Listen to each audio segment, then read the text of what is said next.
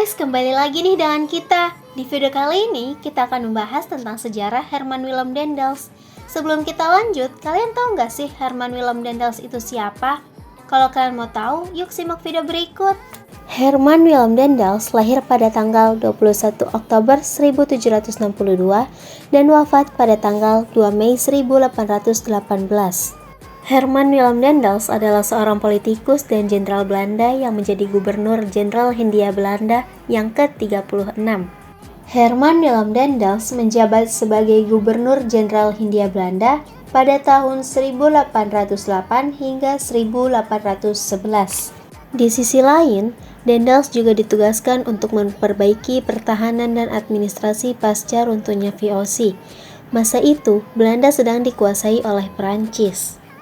Adapun tugas utama Daendels yaitu mempertahankan Pulau Jawa dari serangan Inggris. Hal ini disebabkan Raja Belanda Willem V juga meminta bantuan Inggris untuk mengambil alih wilayah bekas jajahan VOC di Nusantara. Kemudian, apa aja sih kebijakan-kebijakan Daendels ketika menjadi gubernur di Indonesia? Kebijakan Daendels yang pertama yaitu di bidang pemerintahan. Adapun kebijakannya yaitu yang pertama, membatasi kekuasaan raja. Menurutnya, Raja Pribumi harus mengakui Raja Belanda sebagai junjungannya. Kemudian yang kedua, mengurangi hak-hak feodal pejabat pemerintah seperti bupati. Sebagai gantinya, para pejabat itu akan memperoleh gaji. Yang ketiga, Kesultanan Banten dan Cirebon menjadi wilayah kolonial Belanda. Dan yang keempat, Pulau Jawa dibagi menjadi 9 prefektur, mirip dengan provinsi, yaitu Tegal, Semarang, Pekalongan, Jepara, Rembang, Gresik, Surabaya, Pasuruan, dan Sumeneb, yang dikepalai oleh seorang prefek dan bertanggung jawab kepada gubernur, jenderal, serta membawahkan bupati. Adapun kebijakan Daendels yang selanjutnya, yaitu dalam bidang militer. Kebijakan Daendels yang pertama, yaitu membangun jalan raya pos, dari Anyer hingga Panarukan sepanjang kurang lebih 1.100 km.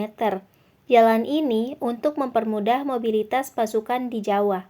Kemudian yang kedua, membangun pangkalan angkatan laut di Anyer dan di ujung Kulon. Yang ketiga, membentuk pasukan dari orang-orang pribumi. Misalnya, Legiun Mangkunegaraan sebagai bagian dari Angkatan Perang Belanda dengan komandan orang Jawa. Dan yang keempat, membangun benteng pertahanan di berbagai wilayah, seperti Benteng Lodewijk di Gresik. Kebijakan selanjutnya yaitu di bidang peradilan.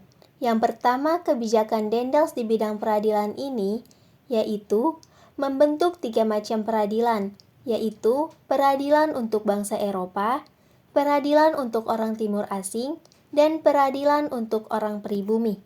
Kebijakan yang kedua yaitu masalah korupsi menjadi masalah utama yang diperhatikan Daendels. Setiap pelaku korupsi akan diadili tanpa pandang bulu. Kebijakan selanjutnya yaitu pada bidang ekonomi. Kebijakan Daendels pada bidang ekonomi antara lain yang pertama yaitu melakukan penjualan tanah partikelir kepada pihak swasta. Yang kedua, melakukan pemungutan pajak untuk meningkatkan pendapatan pemerintah. Kemudian yang ketiga, meningkatkan praktik menanam tanaman produksi.